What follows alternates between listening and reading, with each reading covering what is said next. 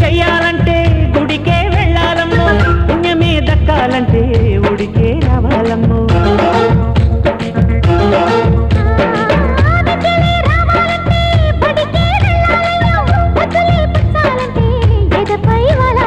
చిన్నారి బుక్కల్లో పొన్నారి పొంగుల్లో చేసి తడితే ఎలా ఎలా ఎలాగుంటది,